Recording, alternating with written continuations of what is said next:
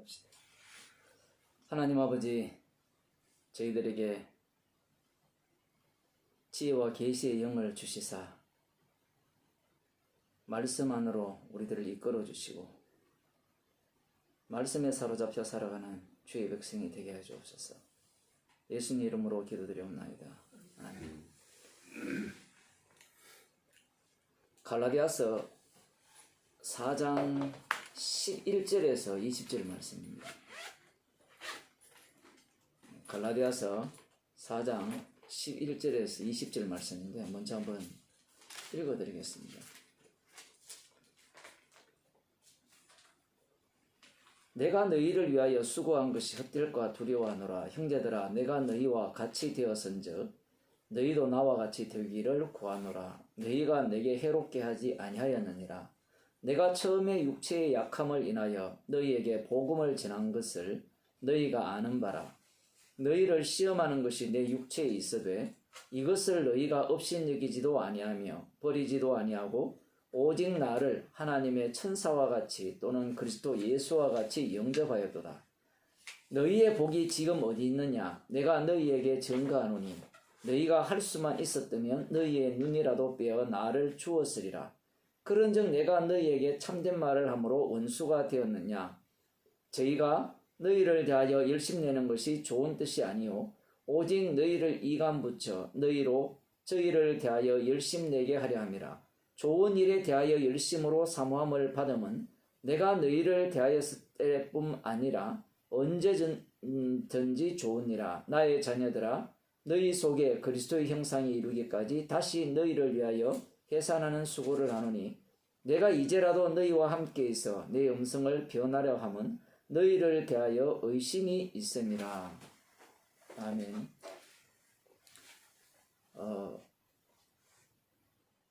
이 기독교에서 가장 중요하게 생각하는 것 중에 하나가, 물론 침례교나 알미니아는 다르지만 예정론입니다. 성경에는 분명히 예정론이 있어요. 그런데 이 예정론 자체가 그리스도 안에서의 예정론입니다. 그러니까 그리스도 안이라고 했을 때는 우리들이 생각할 때 이 그리스도 안을 우리 입장에서 뭔가 프레임을 짤 수 있다라고 생각합니다. 규정할 수 있다라고 생각을 해요. 그럼 어떻게 그 그리스도 안을 규정하느냐라고 할 때는 근거가 성경에서 갖고 오겠죠. 성경 말씀이 문자로 기록되어 있거든요. 글자로 이렇게 기록되어 있는데 이 성경 말씀의 문자를 연구하여서 그 예정론의 실체를 파헤치는 겁니다. 그럼 예정론이 뭐냐라고 하면 창세전 그리스도 안에서 택하는 것이다. 그리고 더 중요한 것은 하나님의 언약은 절대 파기될 수가 없습니다. 깨어질 수가 없어요.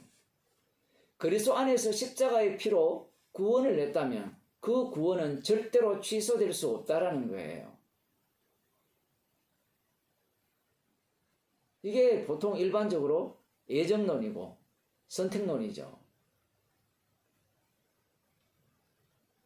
여기에 대해서 반박할 사람은 아마 침례교나 알미니안 밖에 없을 겁니다. 물론 그들도 예정론을 주장하죠.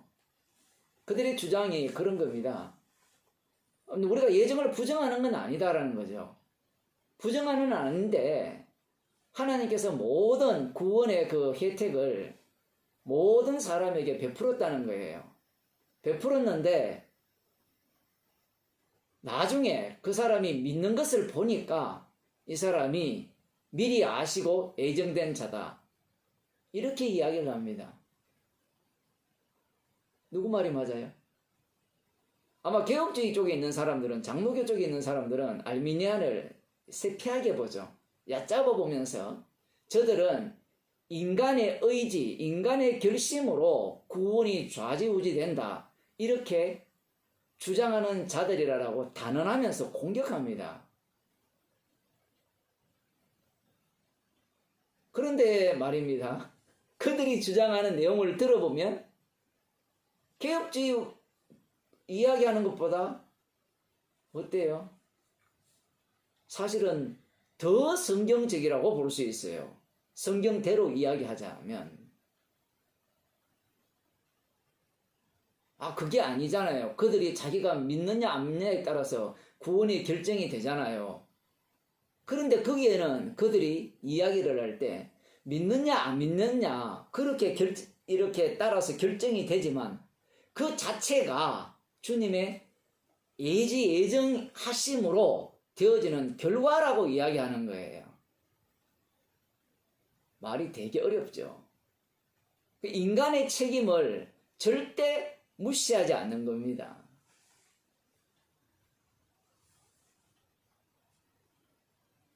그런 본문이 오늘 비슷한 게 나오거든요. 여기에 보면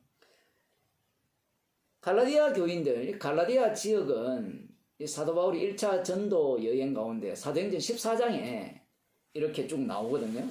잠시 성경 한번 봅시다.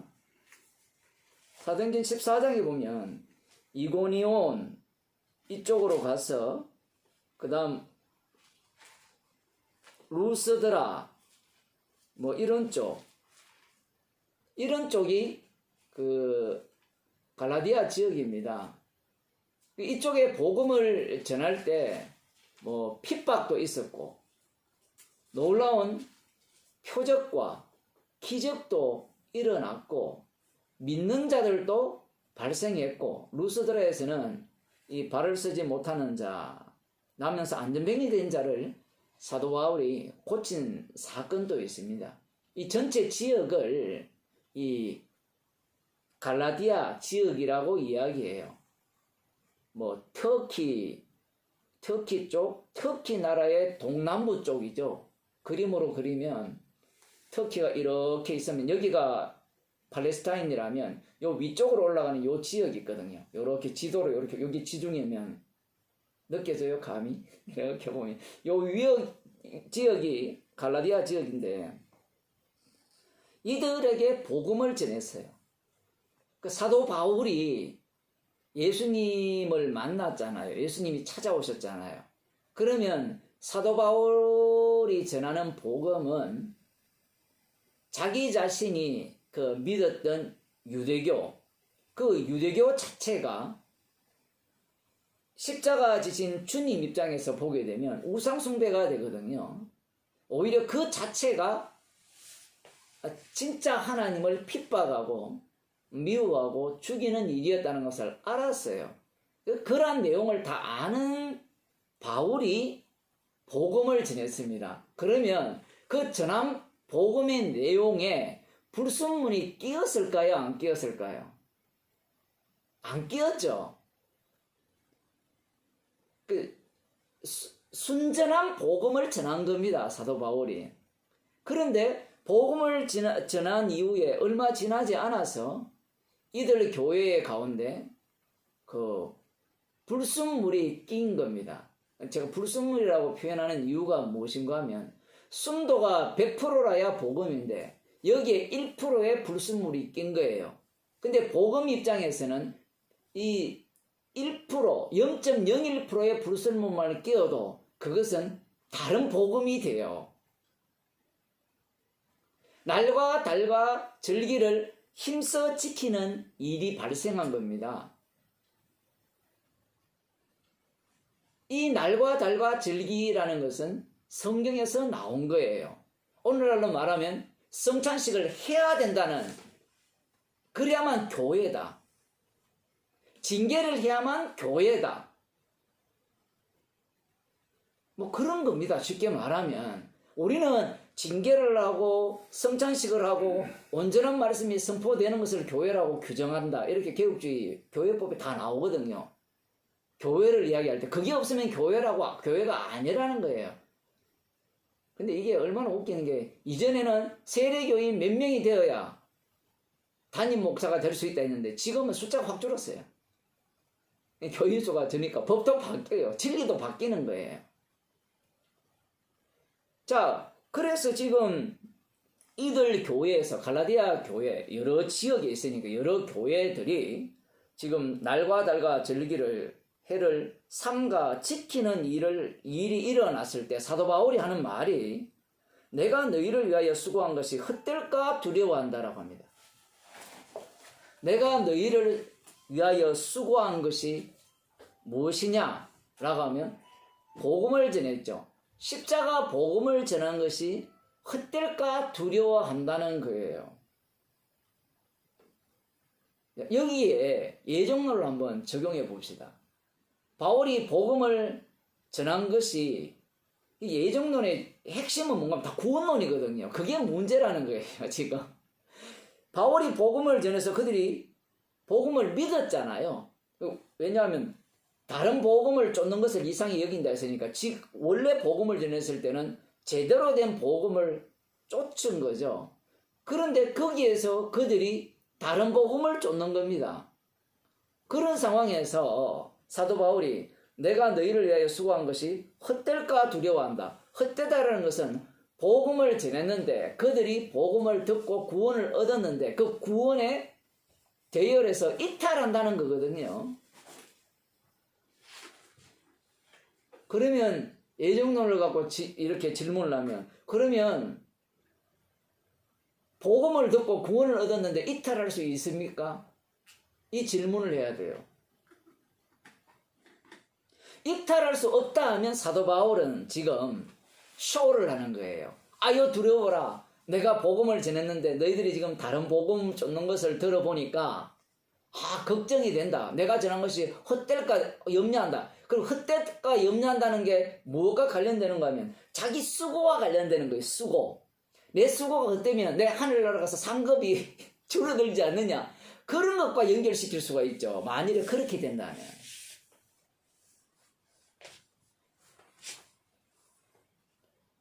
그렇게 된다면 앞부분이 이야기했던 모든 것들이 다른 복음을 전하면 하늘에서 내려온 천사라도 저주를 받을지어다라는 말씀이 다 깨어져 버립니다. 이 예정론의 문제가 여기에 있는 거예요. 그렇다고 해서 아까 알미니안 사람들이 그들이 주장하듯이 알미니안 주의자들이 주장하듯이 구원이 나에 의해서 결정된다는 것도 아니에요.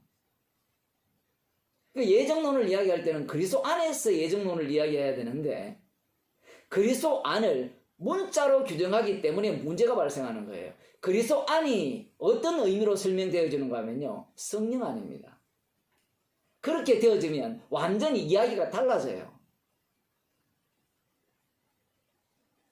성령에 의해서 인도함을 받는 것을 그리스도 안이라고 하는 거예요. 그러면 성령에 의해서 인도함을 받게 되면 성도는 십자가의 증인이 되죠.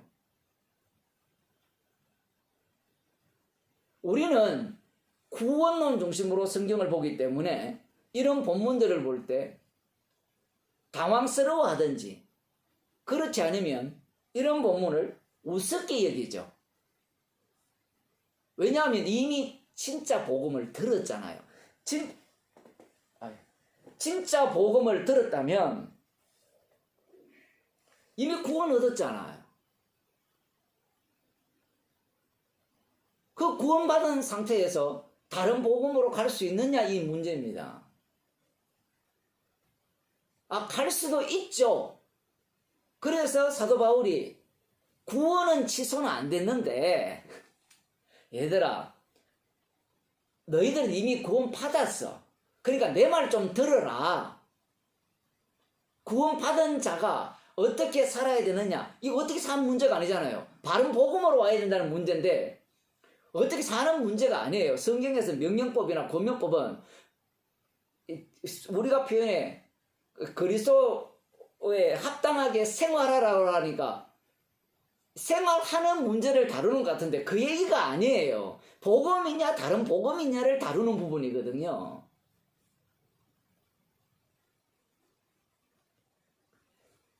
일반 교회에서는 왜냐하면 뒤에 명령법이 나오는 것을 갈라디아 보면 명령법 금연이 나오잖아요. 그걸 어떻게 해석합니까? 지금 그 얘기가 나오는 이유는 앞부분과 연관된 이야기예요. 앞부분과 관련 없이 하는 얘기가 아니에요. 결국은 명령법이 다 법으로 나옵니다. 서로 사랑하고 뭐 여러 가지 종노릇하고 섬기고 이런 내용이 다 명령법으로 나오거든요. 만일에 그걸 다시 지켜야 된다라는 주장을 펼 경우에는 지금 여기까지는 구약밖에 없잖아요. 그럼 신약 시대 이후에는 신약 성경을 근거로 해서 지켜야 된다는 거예요. 아이, 구약은 그거는 도울 김용옥이 이야기하듯이 그건 참고 써야. 그거는 아무런 구원을 얻는데 도움이 안 돼. 신약 말씀만 우리가 들어야 돼. 이렇게 도울처럼 주장한다면 납득이 되지만 구약도 하나님 말씀이라 하잖아.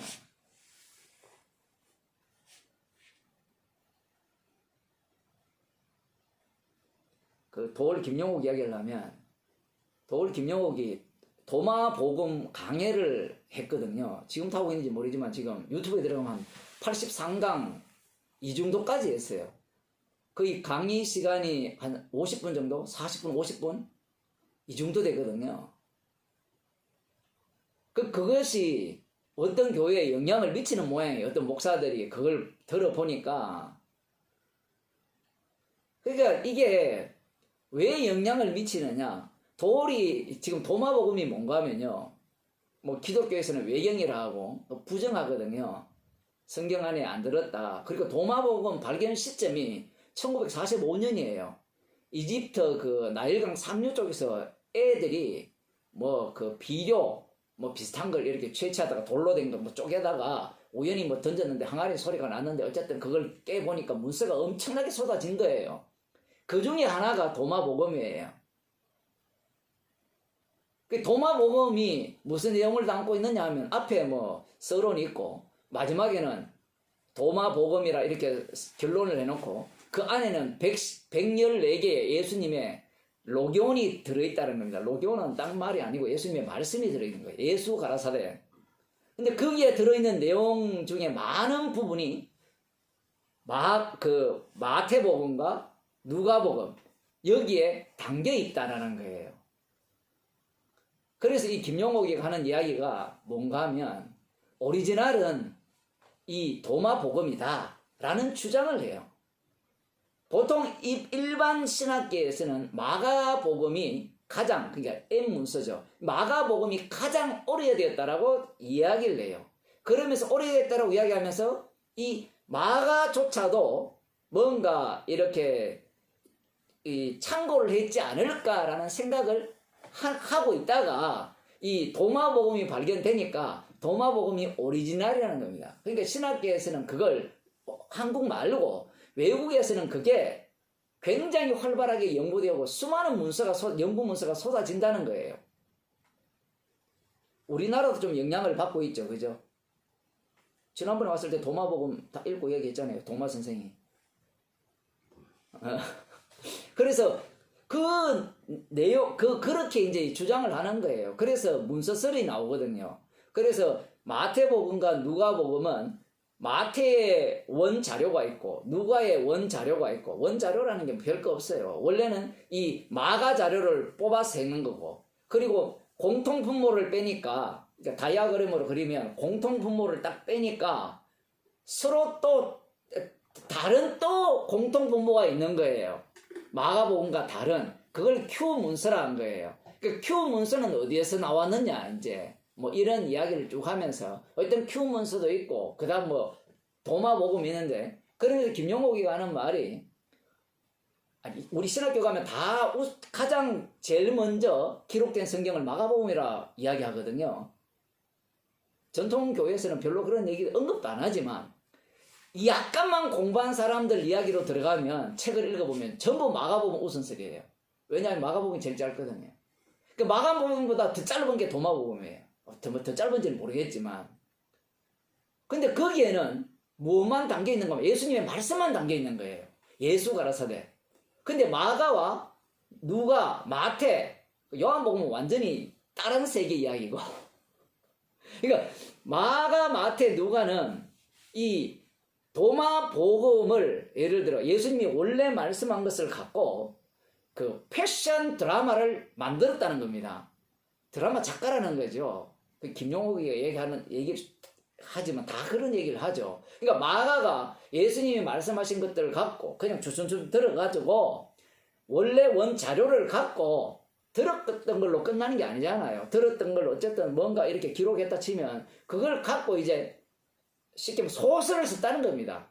전기문을 이제 조작해냈다는 거예요. 그래서 이 조작한 마가복음이나 마가복음보다 더 많이 조작된 누가복음이나 마태복음은 신빙성이 떨어진다는 거예요. 그렇다고 해서 부정은 하지 않습니다. 김용옥이가 이 교회와 싸우는 것을 약간 두려워하고 있어요. 전면적으로 부정해버리면 문제가 생기니까 부분적으로 부정하는 거예요. 그러면 인정하는 건 뭐냐? 예수 가라사대 그것만 인정하겠고, 그리고 누가나 마태가 나름대로 김용옥이가 볼 때 괜찮은 부분이 있으면 그 부분은 내가 받아들이겠다는 건데, 핵심은 그겁니다. 김용옥이가 하는 이야기가 뭔가 하면 예수 가라사대 그게 제일 중요하다는 거예요. 그 이유를 제가 지금 설명하는 거예요. 왜 제일 중요한가 하면 거기에 대한 설명이 없잖아요. 예수님이 예를 들어 씨 뿌리는 비유를 말씀하셨잖아요. 예를 들면 그것만 딱 있는 거예요. 마태복음에는 씨 뿌리는 비유에 대해 설명이 나오죠. 마귀가 나오고 사단이 나오고 하나님이 나오고 종이 나오잖아요. 천사들이 나오잖아요. 근데 도마복음에는 그게 없는 거예요. 이게 매력적인 겁니다. 누가 볼 때, 김용욱이가 볼 때. 왜 매력적이냐? 지 맘대로 해석할 수 있거든요. 이제 무슨 말인지 감이 오죠. 지 맘대로 해석한다는 것은 이게 도리 정통 기독교 모태 신앙이거든요. 그러니까 기독교에 대해서 왜 이렇게 멀리 가버렸냐 할 때는 자기가 이야기하더라고요. 고려대학교를 갔는데 어떤 철학 교수가 노자 사상을 이야기했는지 하여튼 도교를 이야기를 하니까 기독교 자체가 수준이 너무 낮은 거예요. 왜냐하면 자기가 모태신앙으로서 배운 기독교가 뭡니까? 기복신앙이잖아요. 저도 모태신앙인데 어릴 때 배운 게 완전히 뭐랄까요? 논리도 없고 모든 게 비논리고 무조건 믿어라. 믿으면 복 받는다. 뭐 병 낫는다. 이런 개념이잖아요. 그 수준에서 뭐 고려대 철학과 가봤자 성경을 읽어도 뭐 알겠어요? 나름대로 읽어봤자 자기가 담고 있는 것밖에 모르죠. 근데 그 교수 이야기를 들으니까 사상이 너무 심오한 거예요. 그때부터 이제 기독교와 멀어진 거죠. 쉽게 말하면. 멀어졌는데 마음의 고향은 부모가 항상, 인간은 그렇거든요. 정말 재밌는 게 모태신앙은 항상 교회로 돌아와요. 대부분. 어머니 기도 못 잊어. 대부분이 그런 마음이 있거든요. 그런 와중에 도마복음이 나온 거예요. 도마복음을 이 사람이 거의 한 십몇 년을 나름대로 연구를 한 거예요. 근데 어떻게 연구했는가? 노자사상, 장자사상 이런 걸 바탕으로 해서 해석을 하기 시작하는 겁니다.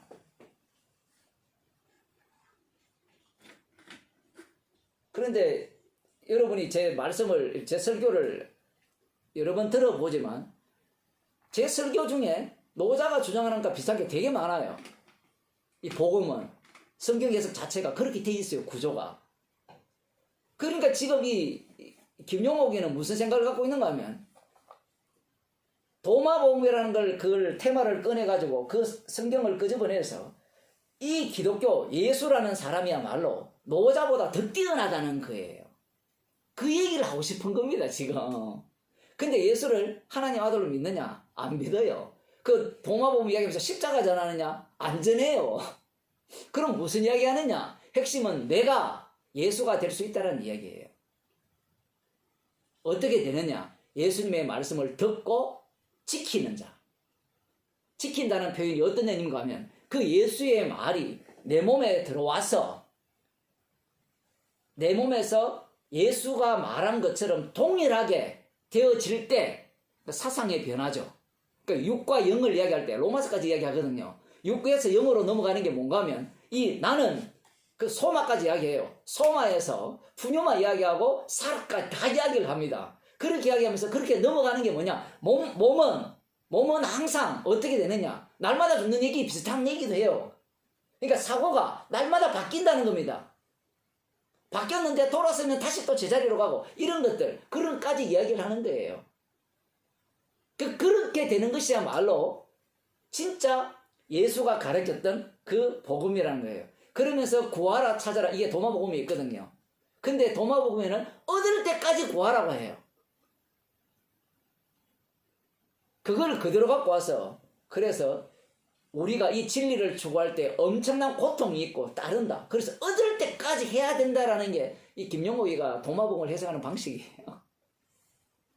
결국은 뭔가 하면 노자 사상은 도라는 게 있고 뭔가 그 도의 흐름 속에 뭔가 만들어진 거거든요. 그러면서 자기가 다시 도의 일부로서 움직인다면 예수님의 말씀은 도의 일부가 아니라 자기 자신이 진리가 되는 거예요. 무슨 말인지 이해되시죠? 자기 자신이 도의 일부면 내가 진리가 아니잖아요. 이 몸 자체가. 그런데 예수의 말씀을 깨달으면 자기가 예수가 된다 이 얘기입니다. 쉽게 말하면. 그러니까 노자보다 훨씬 뛰어나죠. 노자는 자연의 일부라 했잖아요. 인간 자체가. 그래서 무의사성을 주장했잖아요. 그런데 예수님이라는 분은 그렇지 않다는 거예요. 뭐 그런 식으로 이야기를 합니다. 그래서 노자 사상을 갖고 장자 이야기를 갖고 성경을 다 풀어내는 거예요. 풀면 비슷한 게 대부분이거든요.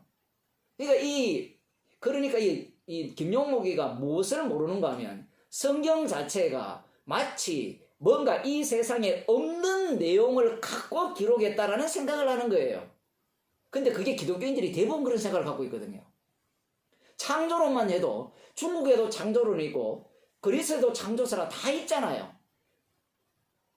물론 없는 데서 만드는 것도 있고 뭐 차이점은 그렇게 이야기합니다. 일반 뭐 창조론은 있는 데서 있는 걸로 만들고 기독교는 없는 데서 있는 걸로 만든다는데 사실 그것도 잘못된 거예요. 없는 데서 있는 걸 만드는 게 핵심이 아니에요. 성경은. 무엇이 핵심이에요? 어둠에서 어둠을 바탕으로 빛을 만들어내는 게 창조예요. 그들이 아는 거는 창세기밖에 모르거든요. 요한복음을 그렇게 해석하면서 김용옥이 했거든요. 해석하면서 그 의미를 몰라요.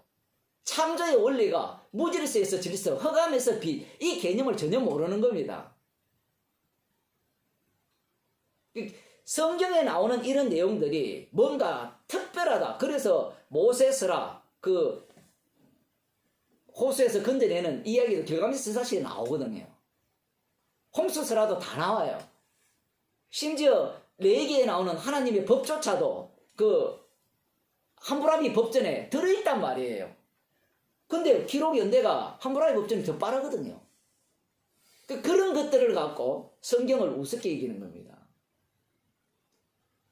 그런데 하나님이 말씀하실 때 인간이 갖고 있는 문화, 언어, 풍습 그걸 그대로 이용하는 거예요.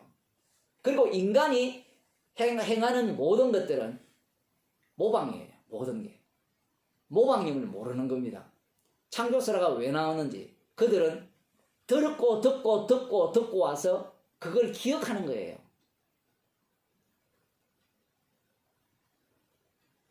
지금 무슨 얘기하다가 일로 갔는지 지금 다시 돌아오자면 지금 이 예정론이잖아요. 예정론 이야기하다가 김용옥 이야기를 했는데 김용옥이 왜 제가 그 얘기를 언급하는가 하면 이 사람이 말씀대로 하자는 거예요. 말씀대로.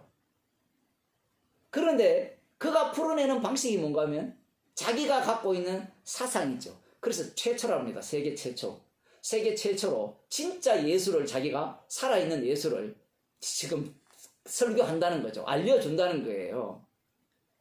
얼마나 무식하면. 제 설교는 이거는 목사님 설교 좀 들었어야 되는 거예요. 지가 하는 얘기 다 했거든요. 그러니까 책만 파는 거죠. 계시를 못 받으니까. 문제는 제가 그 얘기를 하면서 어디로 넘어가려고 하는 거면 신천지를 이야기하려고 하는 거예요. 신천지가 요즘 새언약을 주장하거든요. 새언약이 뭐냐? 에레미야 31장 31절에서 34절에 나오는 그 내용입니다. 근데 거기에 보면 이런 말씀이 나와요. 이제 내가 새언약을 세운다라고 하면서 얘들이 진짜 재밌는 게 33절만 이야기를 해요. 33절이 뭔가 하면 우리들이 너무나도 잘 아는 내 법을 너희 마음에 새긴다는 거예요. 성경처럼 봅시다. 예레미야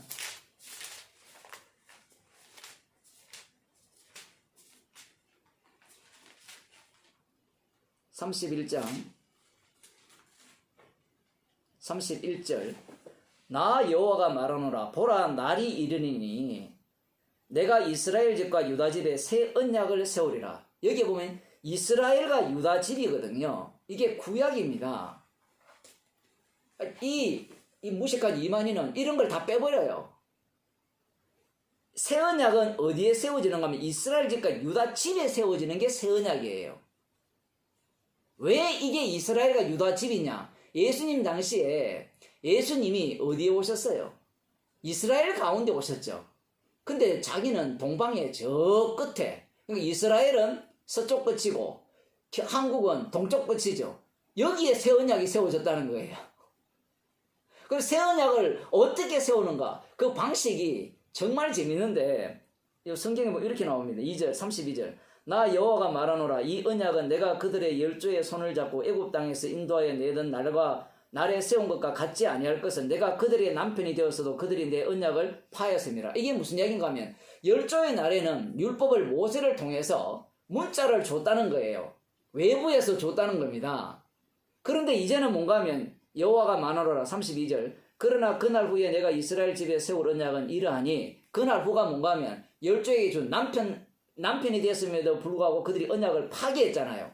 파기했으니까 새 언약을 준다는 거예요. 나의 법을 그들의 속에 두며 그 마음에 기록하여 나는 그들의 하나님이 되고 그들은 내 백성이 될 것이라. 이 얘기예요. 나의 법을 그들의 마음에 두고 그들의 속에 기록한다는 거예요. 그런데 이걸 이만희는 어떻게 해석하는가 하면 외우는 겁니다. 마음속에 외우는 걸 마음에 두고 기록하는 것이라고 이야기를 해요. 주장을 합니다. 제 이야기 아니고 유튜브 가면 다 나와요. 그런데 거기가 새 언약이 아니라 요한계시록을 해석을 하면서 어떻게 해석하는가 하면 요한복음에 나오는 1장 3절입니까? 이 말씀을 읽는 자와 듣는 자들과 행하는 자들은 복이 있나니. 좀 봅시다. 요한계시록 왜 이런 걸 알아야 되는가 하면 성경 해석을 영어로 해석하지 않으면 100이면 100이 김용옥 아니면 이만희처럼 돼요. 근데 이만희 그 사람이 해석하는 방식이 한번 들어보세요. 기존 교회 가는 방식과 똑같습니다. 장로교회 사는 방식과 똑같다니까요. 여기에 보면 3절에 이 예언의 말씀을 읽는 자와 듣는 자들과 그 가운데 기록한 것을 지키는 자들이 복이 있나니. 여기서 읽는 자는 단수예요. 헬라어로. 그 다음 듣는 자들은 복수고 지키는 자들도 복수예요. 그럼 읽는 자는 누구냐? 바로 요한이라는 겁니다. 뒤에 보면. 그걸 뭐 10장에 갖고 이야기하는데. 그럼 듣는 자들은 누구고 지키는 자들은 누구냐? 모든 열국에서 구원받은 하나님의 교회라는 거예요.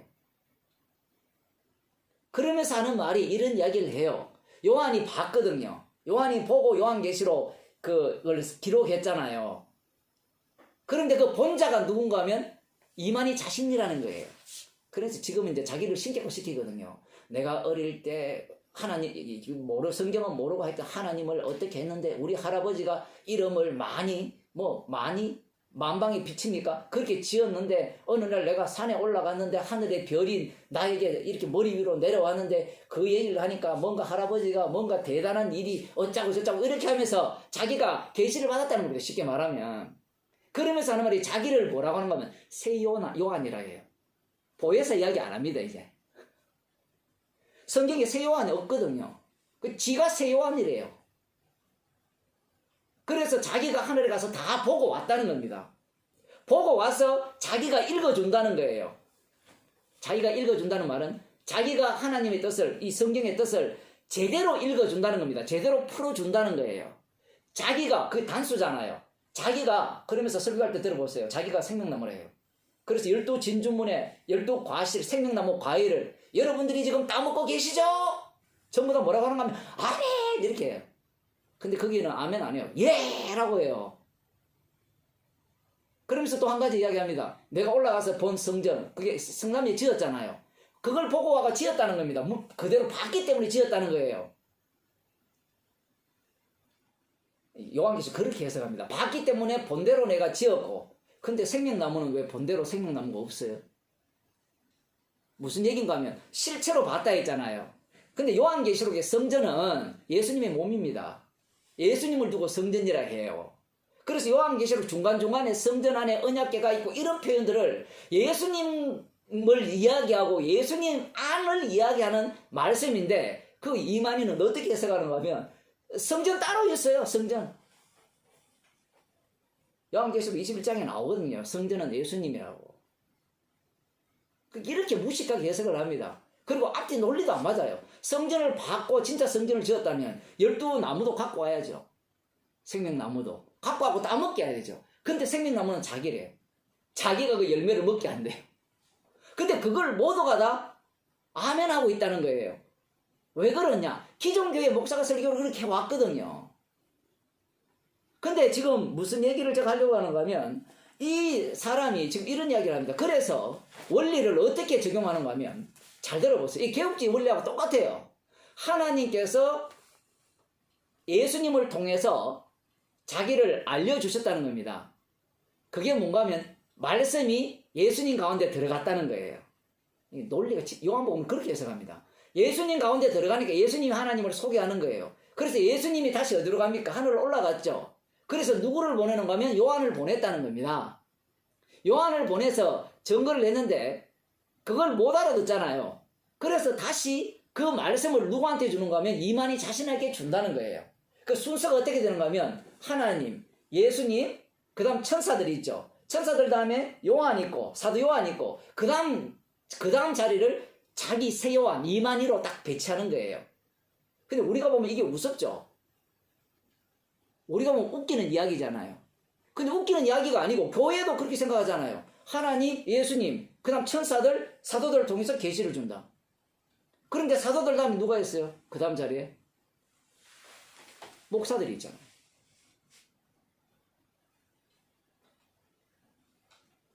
목사들이 흔히 그런 말을 하잖아요. 제가 말씀을 준비하는 중에 주께서 말씀하셨습니다. 주께서 이런 음성을 주셨습니다. 그 동네에 그런 얘기 많았다면서요. 기도하면 말씀을 주셨습니다. 이 얘기가 뭐예요? 그걸 확대하면 이만희잖아요. 주셨으면 누구한테만 독점권을 준 거예요? 그러니까 이만희는 수준이 다르죠. 이만희는 보통 교회에서는 말씀을 주셨다 하면 모두가 뭐가 관련되어 있어요? 성경 해석과 관련된 게 아니죠. 자기의 현실 문제. 근데 이만희는 말씀 해석을 이야기하면서 최종적으로는 현실 문제거든요. 그러니까 이 이만희가 동영상을 찍으니까 자기 속에 있는 말이 막 튀어나오는 거예요. 정제되지 않는 말들이. 이런 말을 해요. 동영상을 보시는 모든 분들의 소원이 이루어질 줄로 믿습니다. 이렇게 표현을 해요. 이런 표현이 그 사람이 무슨 지금 사고를 갖고 성경을 해석하고 있는가가 분명히 드러나는 장면이죠. 소원은 구원과 축복밖에 없습니다. 인간에게 소원은 한 가지밖에 없어요. 생명나무를 먹은 인간들은 에덴 동산에 들어가고픈 욕망 외에는 아무것도 없어요. 그래서 성경을 그렇게 해석을 하는 겁니다. 제가 예정론을 갖고 왜 그런 얘기를 하는가 하면 예정론도 마찬가지죠. 성경을 갖고 해석에 들어가죠. 그러면 결국은 예정론이 어디에 갇히는가 하면 이 문자로 기록된 이 성경을 해석하는 사람에게 다 갇혀버려요. 갇히게 되면 예정론 속에 들어갈 수 있는 사람은 그 문자를 해석한 사람의 말을 듣느냐 안 듣느냐에 따라서 결정이 됩니다. 그게 교리잖아요.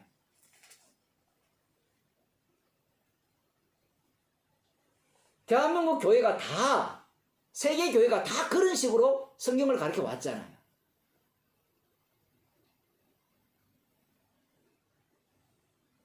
지금 내가 너에게 복음을 전한 것이 헛될까 염려하노라. 이걸 어떻게 해석해야 돼요?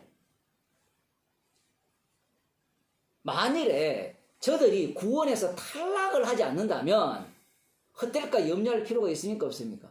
없잖아요. 예정론 입장에 하면 구원에서 탈락 안 합니다. 그러니까 바울이 걱정하는 것은 괜한 염려예요. 이렇게 해석할 수 있고. 안 그러면 제대로 복음을 들었는데 이렇게 가서 제발 좀 돌아와야 된다. 헛되지 않게 해야 된다. 이렇게 해석을 하든지. 그들 눈에는 십자가가 안 보입니다. 십자가가 보이지 않기 때문에 본문을 해석하는 방식이 십자가 증거하는 식으로 해석하는 것이 아니라 구원론 중심으로 해석하고 교회 중심으로 해석을 해요. 가장 놀라운 사실은 진짜 복음을 들었고 누가 봐도 구원을 얻었잖아요. 누가 봐도. 우리는 아니잖아요. 이야기하는데 그 시점에서 보면 구원을 얻었잖아요. 아닌가요? 갈라디아에 가서 복음을 전했잖아요. 이고니안이나 이쪽으로 가서 복음을 전했잖아요. 다른 복음이 아니라 참고 십자가 복음을 전해서 믿었잖아요. 믿었으면 구원을 얻은 거잖아요.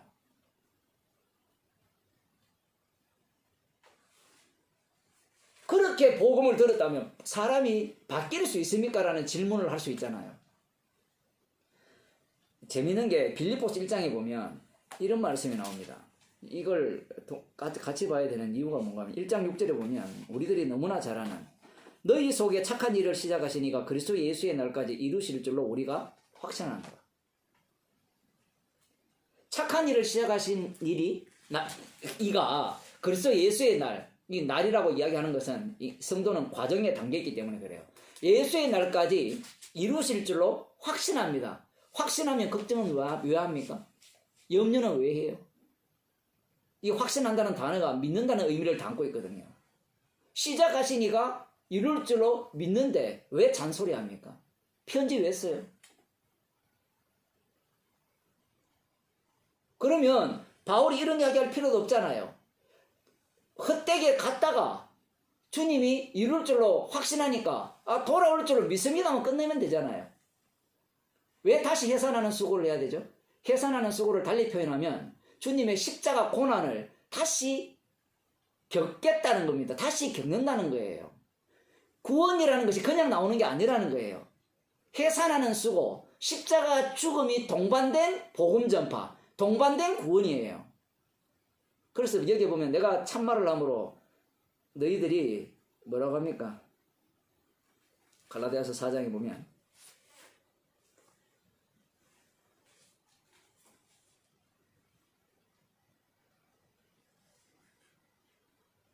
16절에 그런즉 내가 너희에게 참된 말을 함으로 원수가 되었느냐? 이런 얘기가 뭔가 하면 과거에 그런 게 아니라 그럴 수도 있고 이걸 달리 표현할 수도 있어요. 내가 지금 참말을 하니까 너희들한테 지금 원수로서 이런 말을 하는 거니? 그렇게 해석이 되는 거예요. 그렇게 되면 이미 갈라디아 교인들은 날과 절기를 삼가 지키고 있죠. 지키고 있는 모습이 어떤 모습입니까? 하나님에 대한 사랑이요. 예수 그리스도를 주님으로 믿는 모습이잖아요. 그 열심 내는 게 뭐가 나쁘냐 얘기예요.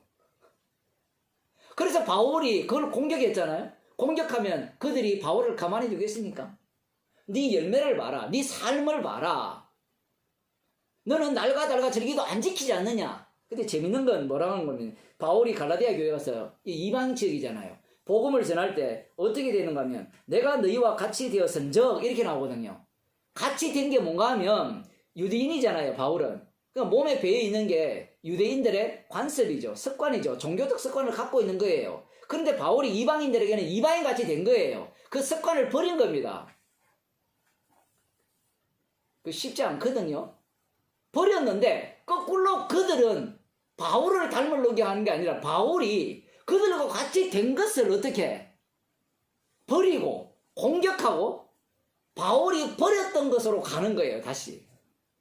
바울이 이렇게 살았잖아요. 날과 해를 삼가 지키는 안식일, 안식년, 금식일, 월사 이런 것들을 지키는 삶을 살았잖아요.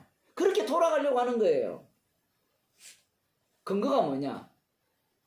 말씀입니다. 지금 문제가 복음을 전했는데 복음을 전하는 것이 헛될 수 있습니까? 그 예정론에 맞지 않지 않아요. 이게 사람들이 궁금해하지도 않는데 제가 괜히 이야기하는 것 같아요. 사실 그거 궁금해야 되거든요. 근데 성경을 묵상을 안 해요. 깊이 있게 묵상 안 하고 씩 지나가거든요. 씩 지나가니까 어떻게 보는가 이런 거 하면 수고한 것이 어떨까 하나 뭐 구원될 사람 구원되겠지. 그런 사람 많아요. 예정론 믿는 사람들은. 어떻게 하는가 하면 주님이 택할 자는 다 택하겠지. 근데 바울 이야기를 성경을 들어가면 주님이 자기 백성을 택할 때 그냥 말로 택했습니까? 말로 구원했습니까? 야, 너 지옥 백성이니까 천국 가. 이렇게 하셨습니까? 아니죠. 육신을 입고 오셔서 고난 받으시고 죽으시고 그 피로 구원했죠. 바울이 복음을 전했다. 사도들이 복음을 전했다. 복음을 전해서 구원했다니까 그냥 말로 구원했다 생각하잖아요. 아니에요. 십자가 고난에 동참하여서 그 십자가 사건을 반복하는 가운데 그들의 구원이 이루어진 거예요. 해산하는 수고를 한다는 자체가, 복음이라는 자체가 공짜라는 게 없습니다. 어떤 교회는 다 믿었잖아요. 전체를 한 묶음으로 보란 말이에요. 고난받고 핍박받고 매도받고 대적자들이 얼마나 많습니까? 그 십자가 고난을 바탕으로 해서 복음이 전파된 거예요. 근데 예정론은 뭘 빼버립니까? 십자가 고난을 빼버리죠. 십자가를 빼버려요. 십자가를 말하는 것도 중요하지만 그 십자가 고난 속에 자기가 담겨야 돼요. 그래야 복음이 전파돼요. 근데 문자가 되면 어떤 일이 발생하는가 하면 옳고 그름의 싸움이 돼요. 옳고 그름. 나 이 주장이니까. 이 복음이 진짜 복음이야. 너 이거 믿을래 안 믿을래? 물론 고난도 그 문자를 언어를 통해서 이렇게 공격을 당하지만 그렇게 된다면 김용옥이가 공격당하는 것도 고난에 들어가겠네요. 그게 아니죠. 십자가 때문에 고난이 와야 되거든요. 십자가 때문에.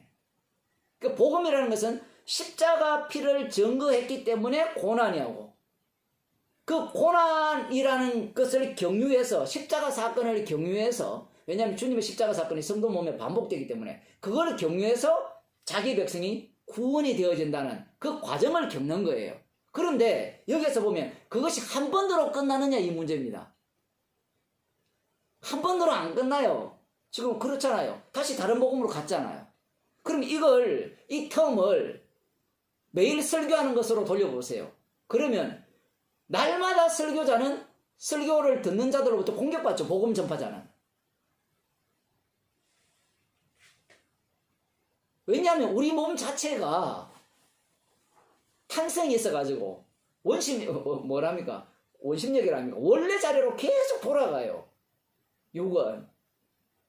복음을 알았다 자체가 자고 일어나면 알미 날아간다니까. 나 중심으로 흘러가요. 인간 자체가. 사고방식 자체가.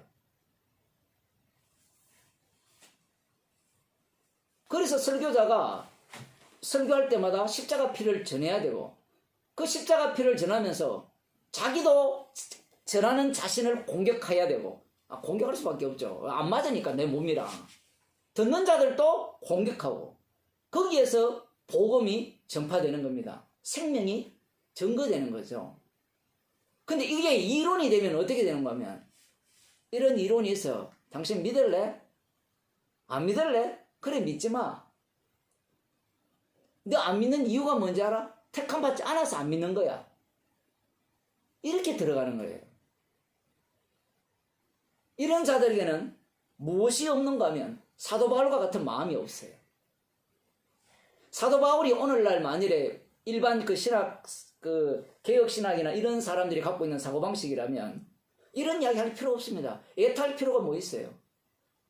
나 할 일 다 해서 이미 택했으니까 구원할 거야.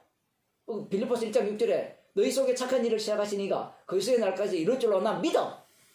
믿어 하고 뭐합니까? 그 믿음 속에 자기 자신의 목숨을 집어 던지죠. 그럼 뭘 끄집어내려고 하는 겁니까? 주님은 십자가의 용서하심의 은혜, 그 피공로를 지금 끄집어내는 게 주님의 주 일입니다. 놀라운 사실은 사도 바울은 주님의 백성임이 확정되어 있죠. 그죠? 이미 구원받은 자로 확실히 드러나잖아요. 그런데 갈라디아 교인들은 누가 구원받았는지 누가 구원받지 않았는지는 몰라요. 이게 성경의 기묘함입니다. 대표적인 예를 들면 우리가 잘 아는 사울왕과 다윗왕을 한번 비교해 봅시다. 우리는 이미 사울왕은 버리기로 작정하고 왕을 세웠다라는 이미 결론을 갖고 있잖아요. 그렇죠. 그러면 이 사울 왕과 다윗 왕을 이 갈라디아 교인들한테 그대로 한번 집어넣어 봅시다. 사울, 다윗, 이 불특정인이죠. 누가 사울인지 누가 다윗인지는 모르죠. 그렇지 않습니까? 그런데 사울 왕에게는 어떤 일이 발생했는가 하면 이 블레셋과 전쟁을 할 때 사무엘 선지자가 내가 올 때까지 7일 동안 좀 기다려라. 하나님께 우리가 제사를 드려서 하나님께서 어떤 일을 펼칠지 한번 물어보겠다라는 약조를 내는 모양이에요. 그런데 이 블레셋 군사의 수가 워낙 많고 그리고 그들이 갖고 있는 이 병장기라 합니까? 그것들이 너무너무 강력해요. 뭐 지난번도 얘기했는지 모르겠지만 그 당시에 사울 왕이 전쟁할 때는 그 블레셋과 전쟁할 때는 철제 무기는 요나단하고 사울 왕 두 사람밖에 없었어요.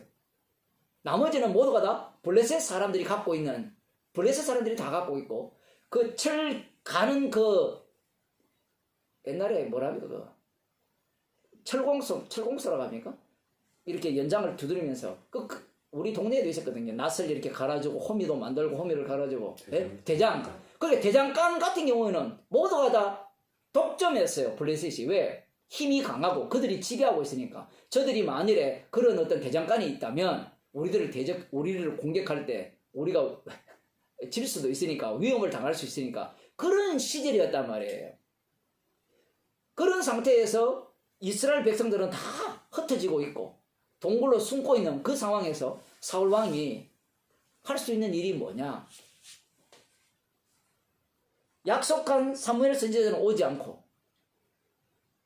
하나님께 빨리 기도해가지고 제사 드려서 응답을 받아가지고 이 문제를 해결해야 되는데 기다려도 안 와요. 그래서 자기가 번제를 드렸습니다.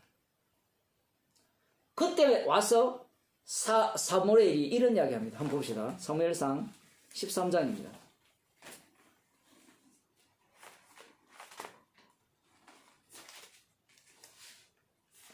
정말 이 희한한 이야기를 하거든요. 아주 길게 사무엘 선지자가 이야기하는데 10절에 보면 번제 드리기를 필하자 사무엘이 온지라 사울이 나가 맞으며 문안하며 사무엘이 가로되 왕의 행한 것이 무엇이뇨? 사울이 가로되 백성은 나에게 흩어지고 당신은 정한 나라에 오지 아니하고 블레셋 사람은 mik바스에 모였음을 내가 보았으므로 단순히 이 mik바스에 모였기 때문에 그런 게 아니라 그들이 갖고 있는 이 장비들 그리고 군사수 완전히 방법이 없는 거예요. 방법이 진짜 코너에 몰렸어요. 그런데 유일하게 믿는 사무엘 선지자도 오지 않으니까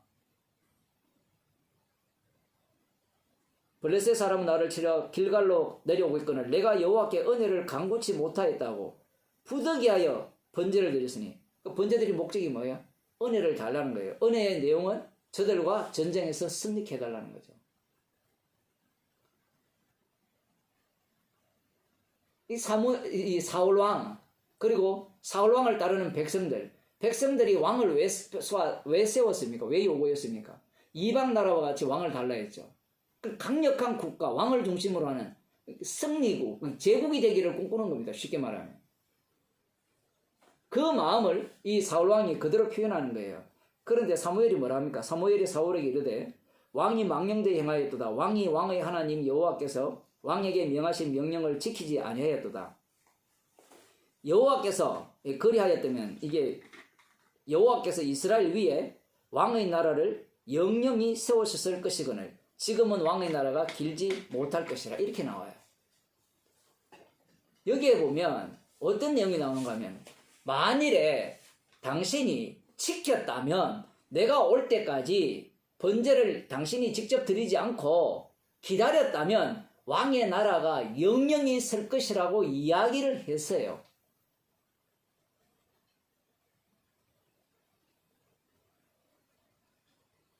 그러면 이 이야기는 어디와 어디 사이에 지금 어떤 사건 뒤에 배치되는가 하면 사울 왕을 세웠잖아요.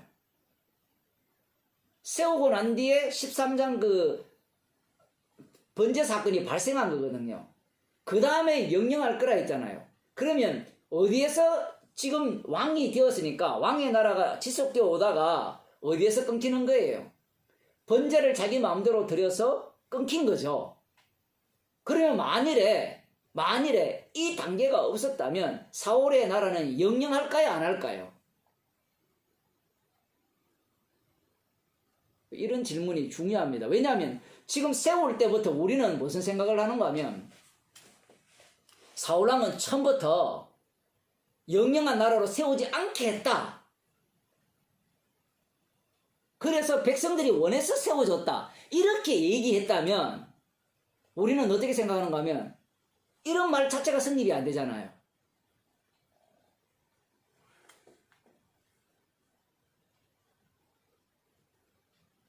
그러면 반대로 이렇게 질문할 수 있죠. 번제를 드렸기 때문에 영영한 나라가 안 되었다라고 하면 만일에 다윗 왕은 어떻습니까? 다윗이 사무엘하 7장에 보면 자기가 왕궁에 가면서 하나님은 저 천막에 가니까 성전을 지어 드리겠다고 해요. 그때 하나님께서 내가 뭐 그런 걸 요구한 적이 있느냐 그러면서 내가 너를 위하여 성전을 짓고 네 몸에서 날짜를 통해서 어떻게 내 집을 건축하게 하겠고 네 나라가 영영할 거라는 약속을 해요. 약속을 하고 난 뒤에 무슨 사건이 발생합니까? 우리아를 죽이는 사건이 발생하죠. 그게 11장에 나오거든요. 사무엘하 11장. 자, 그러면 이 사울왕 같은 경우는 앞뒤가 바뀌었잖아요. 앞뒤가 바뀌었잖아요. 그렇지 않았다면 영영이 세울 거라라고 이야기를 했고 다윗왕 같은 경우에는 영영이 세울 거라 이야기를 하고 우리의 아내를 보냈어요. 그러면 사람들이 이 본문을 해석할 때 다윗왕에게는 영영을 세울 거라 약속했기 때문에 그가 죄를 범해서도 어쨌든 선지자를 보내서 회개케 하였다. 이렇게 해석을 할 거 아니에요. 그러면 사울왕은 원래부터 버리게 하기 위해서 그렇게 했음에도 불구하고 어떻게 영영이 세우지 않을 것이다. 이렇게 된 거예요. 그러면 두 사람의 차이는 뭐예요? 사울왕과 다윗왕의 차이가 뭐냐 이거예요. 한쪽은 용서받았고 한쪽은 용서 못 받은 거잖아요. 자기들 행위에서 차이가 있습니까 없습니까? 없죠. 이게 진짜 중요합니다. 이 핵심이. 없는데 한쪽은 용서받았고 한쪽은 용서 못 받았어요. 그 이유가 뭐예요? 이스라엘이라는 자체가 왕 자체가 뭘 증거해야 됩니까? 6월절 어린 양의 피를 증거하는 자리가 왕의 자리예요. 그래서 그 원인을 사울에게서도 찾지 않습니다. 다윗에게서도 찾지 않아요. 피를 증거하기 위한 사울왕, 피를 증거하기 위한 다윗왕이에요. 근데 우리의 관심은 선택받은 다윗이잖아요. 그는 선택받았기 때문에 구원받아서 애정되었기 때문에 구원받아서 여기에 마음이 다 뺏겨버리는 겁니다. 그런데 이걸 아까 얘기로 다시 돌아가서 갈라디아 교인들한테 그대로 두 부류가 있다 칩시다. 왜 두 부류라고 하는가 하면 한 묶음이죠. 사울왕도 보니까 처음에는 마음을 낮춰서 겸손했잖아요. 왕을 뽑을 때 딱 숨어 있었잖아요. 마음을 낮췄을 때. 그거 사무엘이 얘기하거든요. 그럴 때 하나님이 당신을 높이지 않았느냐. 그러니까 누가 봐도 사울이나 다윗왕의 출발점이 동일합니다. 그게 갈라디아 교인들이라 보시면 돼요. 그런데 그 중에 누가 다윗이고 누가 사울이냐 이 얘기입니다. 우리의 관심은 누가 다윗이냐 누가 사울이냐 여기에 관심이 있잖아요. 그런데 방금 제가 사울왕과 다윗을 왕을 비교하면서 사울왕에게 관심이 있었어요? 다윗왕에게 관심이 있었어요? 둘 다. 6월절 어린 양의 피에 관심이 있었죠.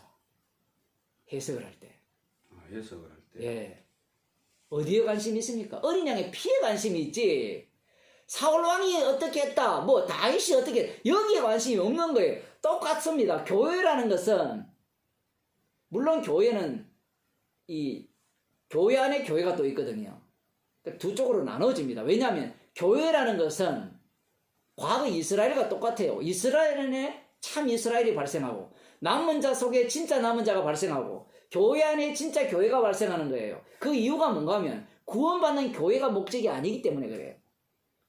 십자가에 피 흘리신 그 주님의 주대심을 증거하는 것이 주님이 교회를 만드신 이유예요. 그러면 교회에서는 무엇이 나와야 되는가 하면 십자가의 용서하심의 은혜가 나와야 되는 거예요. 거기에 내 구원이 나오면 안 되는 겁니다. 그런데 성경을 해석할 때 사람들은 자기 구원 중심으로 해석하는 거예요. 그러면 자기 구원을 어떻게 받느냐라고 따져 들어가면, 예를 들어 사울왕과 다윗왕을 비교하면 간단하죠. 사울왕은 순종하지 않아서 그랬다라는 거예요. 그러면 다윗왕은 순종했습니까? 순종하지 않았죠. 안 했죠. 그러면 또 비교할 거 아니에요. 아, 다윗왕은 선지자가 왔을 때 회개하지 않았느냐는 거예요. 그 회개에서 구원받습니까? 다윗왕이 회개해서 구원받아요? 그걸 이만희가 그대로 쓰는 겁니다. 구약 이스라엘 백성들이 왜 멸망당했는지 아십니까? 그 이유는 율법을 마음에 새기지 않았기 때문이라는 거예요. 모세가 읽어줬는데 백성들이 듣고 지키지 않았다는 거예요.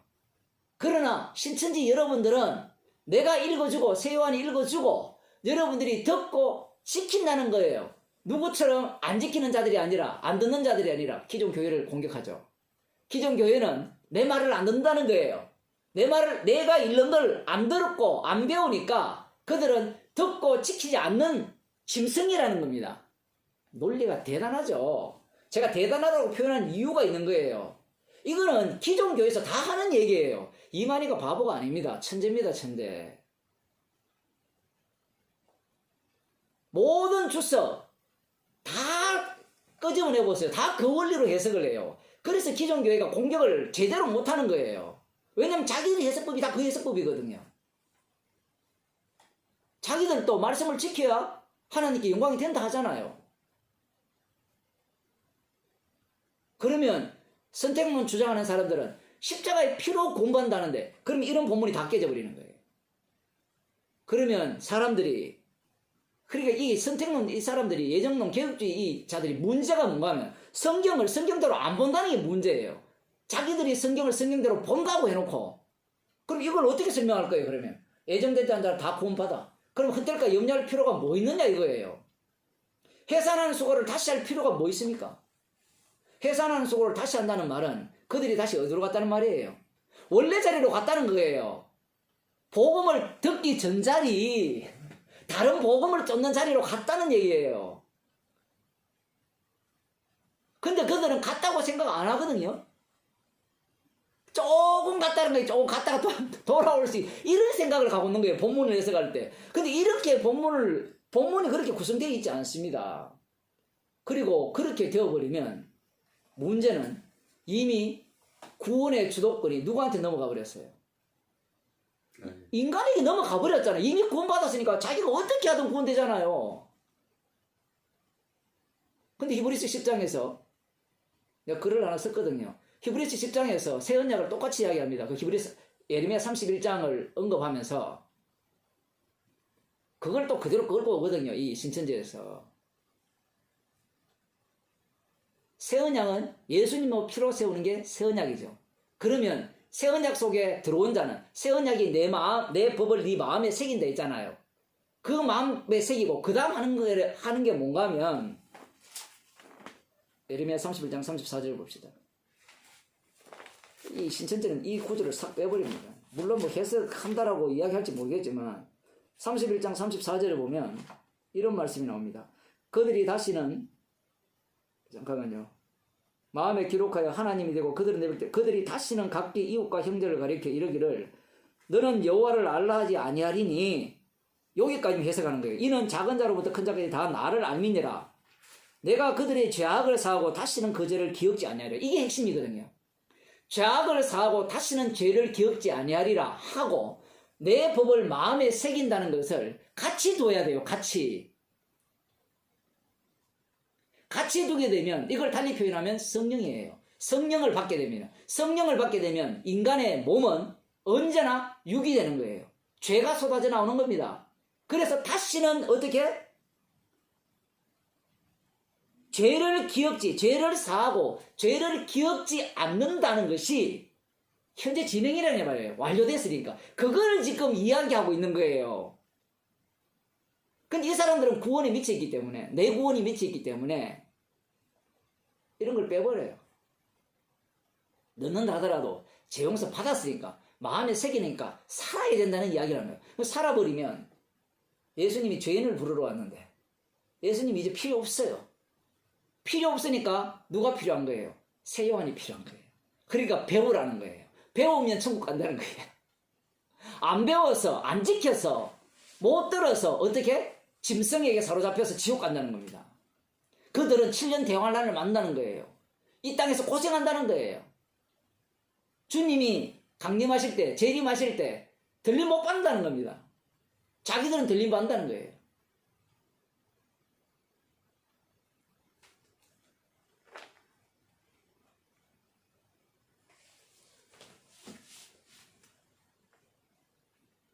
복음이라는 것이 여기에 보면 그 다음 봅시다. 형제들아 내가 너희와 같이 되었은즉 너희도 나와 같이 되기를 구하노라. 이 표현이 그런 거거든요. 십자가 앞에서는 자기가 살아왔던 모든 것이 뭐가 되죠? 죄가 되는 거예요. 죄가. 그러니까 죄인된 입장에서 그들에게 다가간 거예요. 그러니까 이게 고린도전서에 나오거든요. 고린도전서에 보면 9장이니까 거기에 보면 내가 유대인에게는 유대인처럼 헬라인에게는 헬라인처럼 되어서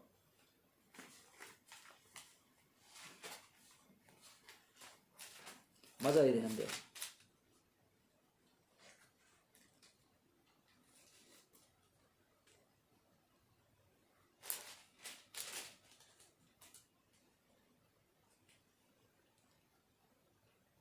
그 20절 보면 유대인들에게는 내가 유대인과 같이 된 것은 유대인들을 얻고자 함이요 율법 아래 있는 자들에게는 내가 율법 아래 있지 아니하나 율법 아래 있는 자같이 된 것은 율법 아래 있는 자들을 얻고자 함이요 율법 없는 자에게는 내가 하나님께 율법 없는 자가 아니요 도리어 그리스도의 율법 아래 있는 자나 율법 없는 자와 같이 된 것은 율법 아래 없는 자들을 얻고자 함이라.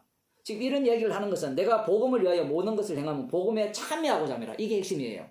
이 얘기가 핵심이에요. 얻고자 하는 게 핵심이 아니고 복음을 전했는데 복음에 참여하는 방식은 자기가 죄인 되는 방식이에요. 유대에게는 유대인처럼 됐다는 말은 무슨 이 얘기를 오해하지 말아야 돼요. 내가 이방인 바울이 유대인이잖아요. 그 유대인에게 유대인처럼 됐다는 것은 오늘날 교회식으로 표현하면 자기 자신을 낮춘 거잖아요. 그러면 자기를 낮췄으면 지가 의인이 돼요. 이방인은 이방인처럼 됐다라는 것은 내가 너희들보다 수준이 높은데 내가 이방인처럼 되어서 복음을 전한다. 알았지?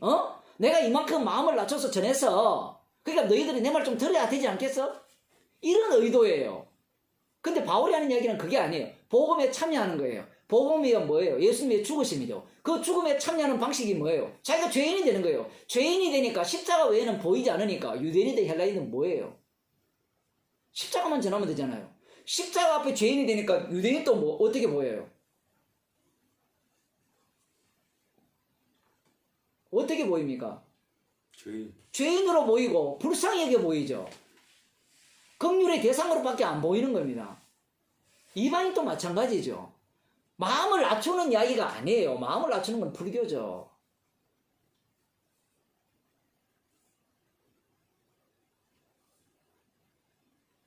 모든 행동 하나하나가 복음에 참여하는 거예요. 이걸 달리 표현하면 성령의 인도하심이 되면 복음에 참여하도록 만드는 거예요. 참여하는 거로. 참여하게 만든다는 말은 복음을 알기 때문에 군림하는 자가 된다는 건 아니에요.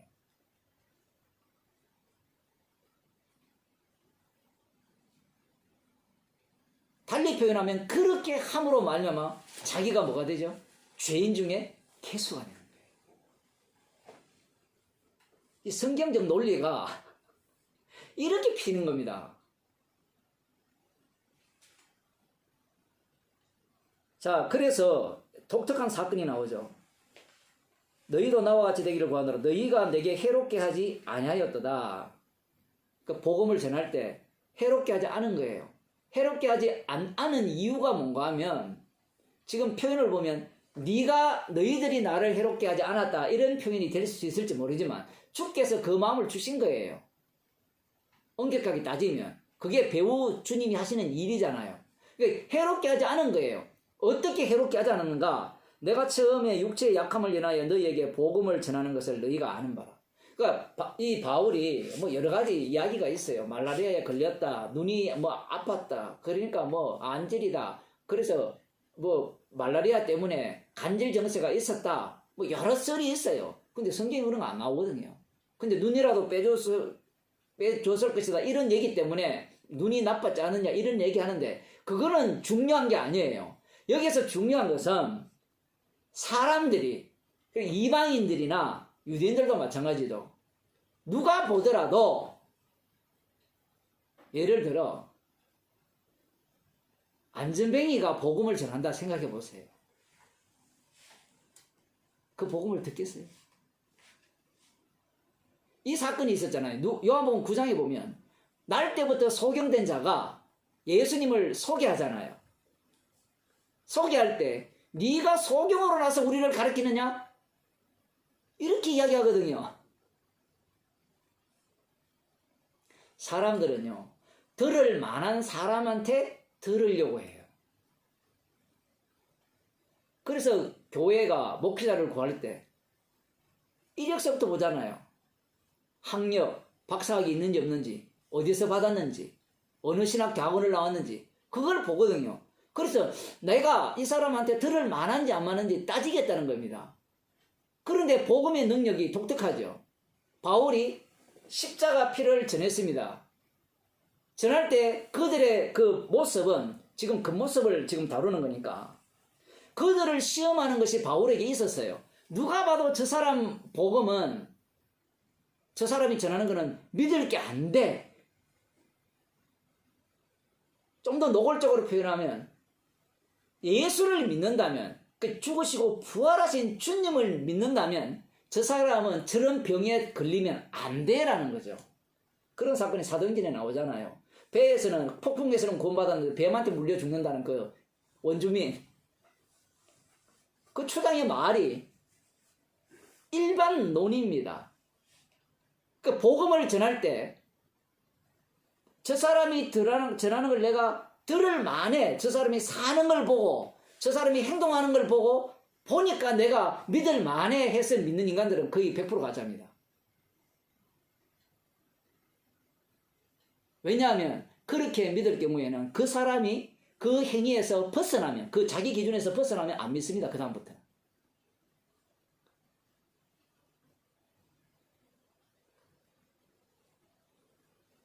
무엇이 지금 여기에서 깔려있는가 하면 성령의 인도하심, 성령의 인도하심, 성령이 함께 하심이 깔려있어요. 여기에서 성령을 빼버리면 남는 게 뭔가 하면 야 갈라디아 교인들 정말 훌륭하네 이렇게 남는 거예요. 그런데 성령의 인도하심을 설명할 수 있는 방법은 이 방법밖에 없어요. 보이는 방법밖에 없습니다. 복음에 참여하기 위해서 복음을 전했어요. 자기 모습은 형편없습니다. 뭐 여기 뭐 몸에 질병이라 했지만 뭐 행동도 괜찮았겠어요? 말투가 천사 같았겠어요? 사도 바울이? 성질이 뭐 온화했겠어요? 그 베드로의 바나바의 조카입니까? 바나바하고 싸울 때 한번 보세요. 팩 돌아서 가잖아요. 사도행전에 보면 마가가 복음 전하는데 개고생하니까 힘들어서 나 돌아갈래 가 나 돌아갈래 가 갈 때 저런 놈은 함께 다시는 복음 못 전한다 그렇게 하잖아요. 우리는 상상을 하는 거예요. 사도 바울이 천사 같았을 거라. 그게 선악과 따먹은 인간들의 본심이잖아. 다윗은 우리 아내 같은 걸 안 범했을 거야. 그게 우리 생각이잖아요. 사울왕과 달랐을 거야. 다르긴 뭐가 달라요? 사울왕이 더 감각적이죠. 나단은 이야기해도 못 알아듣잖아요. 비유를 이야기해도. 못 알아듣는 건지 못 알아듣는 척하는 건지 나중에 당신이 다를 때 깨닫잖아요.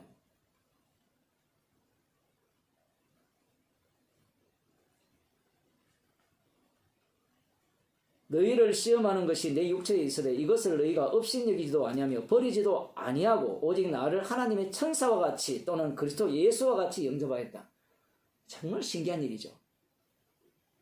아무리 봐도 저 사람이 전하는 내용은 저 사람의 모습을 볼 때는 들을 수 없어. 그런데 예수님과 같이 천사와 같이 영접했다는 거예요. 이게 지금 누구의 모습인가 하면 갈라디아 교인들의 처음 복음을 들을 때의 모습이었어요. 복음이 그만큼 귀하게 들렸다는 겁니다. 그들에게. 그러면 귀했다면 바울을 배반할 수 있을까요? 그게 우리가 궁금하잖아요. 배반해야 돼요. 배반하죠. 네. 지금 배반했잖아요. 왜 그러면 이 과정을 주님이 펼쳐내는가 이 얘기입니다. 남기려고 하는 게 십자가 피기 때문에 그래요. 구원론 중심으로 들어가니까 어떻게 이런 사람들이 바뀔 수 있습니까? 이렇게 이야기하고 다시 돌아가야 돼. 누구 마음대로 돌아가요? 주님은 이런 일을 하는 겁니다. 성령으로 시작해서 육체로 마치게 하는 거예요. 이 과정을 통해서 다시 육으로 돌아가게 해서 다시 또 뭡니까? 해산하는 수고, 십자가 복음이 거기에 던져지면서 복음의 위대성, 복음의 뛰어남을 그 속에서 드러내는 거예요. 너희들 복음 봤지? 내가 저그런 복음 봤지? 십자가 외에는 남길 게 없는 게 복음이야. 너희 구원을 남기고자 하는 게 복음이 아니야. 너희 구원이라는 것을 사용해서 이 십자가 피만 남기고자 하는 게 주님의 일이야. 그게 주되심을 증가하는 방식이야 라는 겁니다.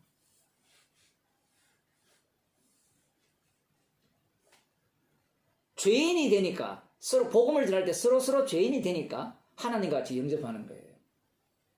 왜? 우리는 또 이런 생각을 갖잖아요.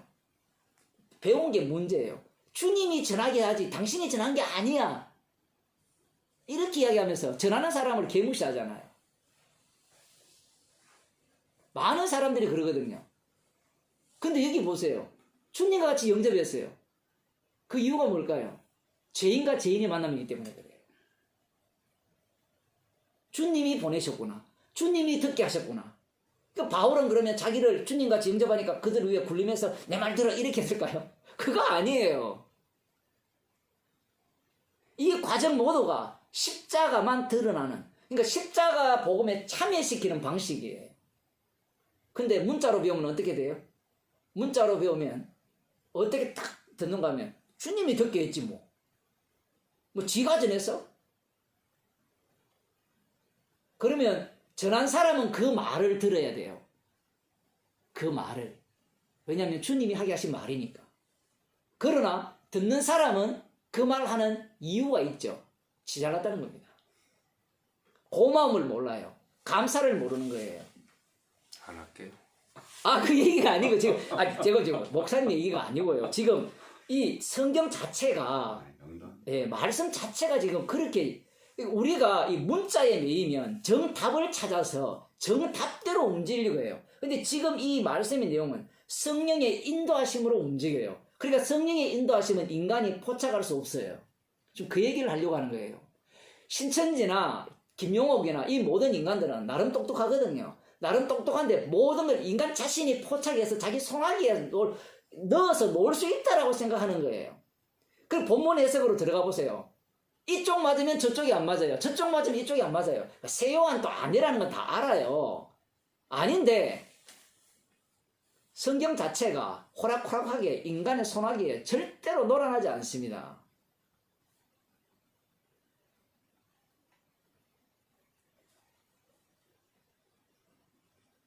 구원을 안 보세요. 복음을 전하기 위한 구원이잖아요. 그러니까 구원은 또 기꺼이 차버립니다. 희한하죠. 그리스도 안에서 구원인데 그거 어떻게 버릴 수 있습니까? 보세요. 그리스도 안을 이야기해야 되는데 성령을 이야기해야 되는데 구원의 모든 중심이 가 있잖아요. 그러니까 그리스도 안을 보여주기 위해서는 구원도 어떻게? 취소돼야 돼요. 제가 아주 위험한 발언을 하죠. 왜냐면 성경에 그래 돼 있잖아요.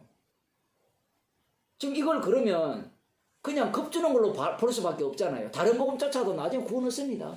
언젠가는 다 구원 얻습니다. 왜? 처음 복음을 믿었기 때문에. 그리스도 안에서 너희가 착한 일을 시작했기 때문에, 너 안에 시작했기 때문에 그리스도의 날까지 이룰 줄을 믿습니다. 이렇게 가죠. 그러면 굳이 왜 해산하는 수고를 하고 이런 편지를 왜 씁니까? 왜 다시 자기가 미움을 받아야 돼요? 원수 같은 대우를 당해야 됩니까? 당할 이유가 없잖아요.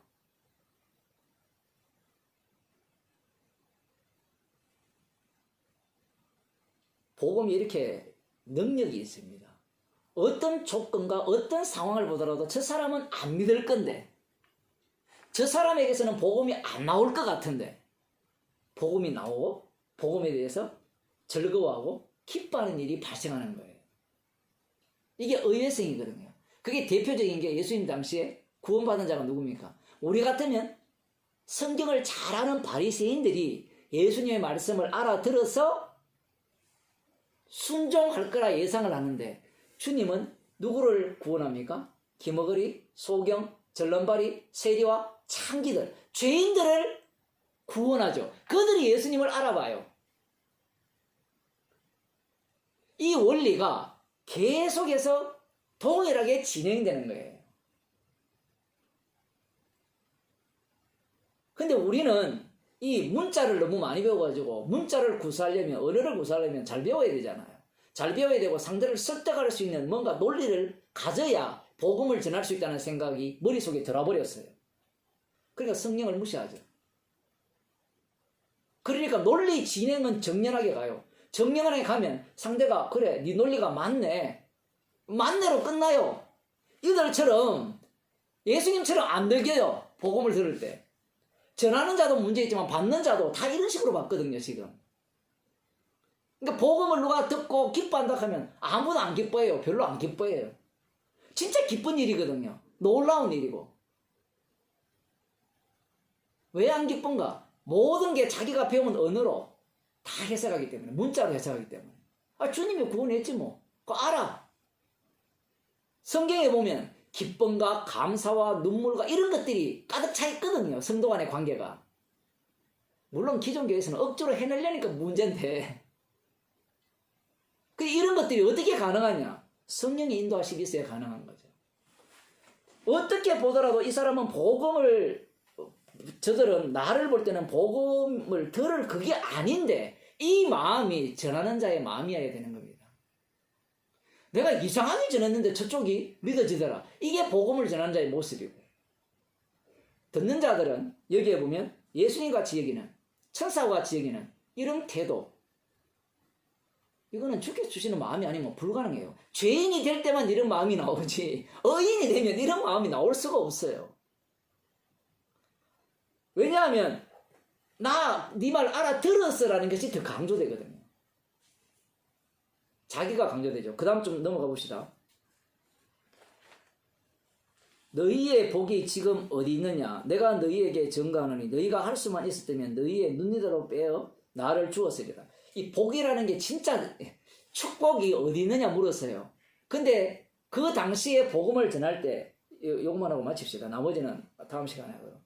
복음을 전할 때 이들은 복을 받았죠. 근데 복을 받으면 우리는 없는 눈이 생겨야 되잖아요. 맞죠? 이만희가 그걸 주장하거든요. 근데 복을 받으니까 눈이라도 빼주고, 복을 받으니까 사도 바울은 내 혈육이 예수님을 믿는 일에 들어올 수 있다면 내가 그리스도의 사랑에서 끊어질지라도 내가 원하는 바로라. 이야, 독특한 이 사고방식이죠. 복을 받으니까 끊어질지라도 내가 그리스도의 사랑에서 끊어질지라도 좋다는 거예요. 누가 구원을 얻는다면, 내 혈육이 구원을 얻는다면 그게 십자가 사랑 아닙니까? 이들이 처음 받은 복은 눈이라도 빼주겠다는 거예요. 이 말은 달리 표현하면 지금은 날과 달과 절기를 해를 삼가 지켜서 없던 눈도 더 챙기겠다는 마음이 있다라는 걸 전제로 깔고 있습니다. 지금 그게 뒤에 나옵니다. 그걸 못 찾아내죠, 사람들이. 단순히 바울이 어디 아팠느냐 여기에만 관심을 두는 거예요. 근데 축복과 눈을 빼주는 이 상관관계를 한번 보시란 말이에요. 이것이 뭐가 관련되어 있습니까? 바울의 외부적 조건을 보면 복음을 들을 자가 아니에요. 이거 상대가 들을 리가 없고 그 사람을 천사와 같이 영접할 이유도 없어요. 예수님도 예수님 당시에 말했잖아요. 사람들이 누구를 영접하겠어요? 돈 많고 권력 있는 사람들을 영접하고 굽신굽신거리지 돈 없는 사람은 무시하잖아요. 바울이 돈이 있었겠어요? 예? 오늘날 그렇거든요. 목사를 만나기를 성도들이 꺼려하죠. 왜? 혹시 내가 돈 내놔야 될까 싶어가지고. 헌금해야 될까 싶어가 두려워해요.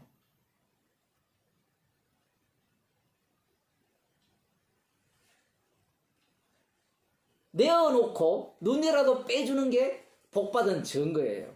그럴 마음을 이들이 갖고 있는 거예요. 달리 말하면 이들은 모든 것을 잃어버려도 감사한 마음이 충만했다는 겁니다. 그런데 이 감사가 뭘로 바뀝니까? 자랑으로 바뀌죠. 교만으로 바뀝니다. 정말 놀라운 일이죠. 누구와 같이 되는가 하면 요한계시록에 나오는 이 자기 자리를 떠난 교만한 악마의 같은 모습이 어디에서 드러나는가? 교회에서 드러나는 겁니다. 그래서 교회 안에서는 무엇만 남기기를 주님이 원하시는가? 십자가의 피입니다. 기도합시다. 하나님 아버지, 나의 구원에만 관심을 두고 살아가는 인생들인데 주님께서는 십자가의 피 흘리신 그 주님의 사랑만을 남기기를 원하심을 보았습니다. 그 사랑만을 남기기 위해서 우리의 삶을 살게 하시고 해산하는 수고 속에 우리를 집어넣으심을 감사드립니다. 오히려 그러한 인생이야말로 복받은 인생임을 저희들이 기억하며 감사하는 인생이 되게 하여 주옵소서. 잃어버리고 눈이라도 빼줄 마음, 아무것도 없어도 모든 것을 빼앗긴다 할지라도 감사하는 마음이 저희들에게 넘치게 하여 주옵소서. 예수님 이름으로 기도드리옵나이다. 아멘. 아멘.